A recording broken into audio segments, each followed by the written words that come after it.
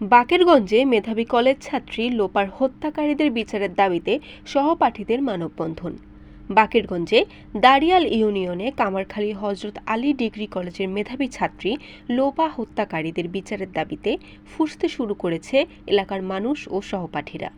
ঘটনার সূত্রে জানা যায়, কালেঙ্গা উত্তমপুর গ্রামের নিহত লোপার পিতা নাসির হাওলাদারের কর্মসূত্রে বিদেশ অবস্থান করার সুবাদে একই বাড়ির প্রভাবশালী ইউনিয়ন ছাত্রলীগের সভাপতি রিয়াজ লোপাকে বিভিন্ন সময় কুপ্রস্তাব দিত।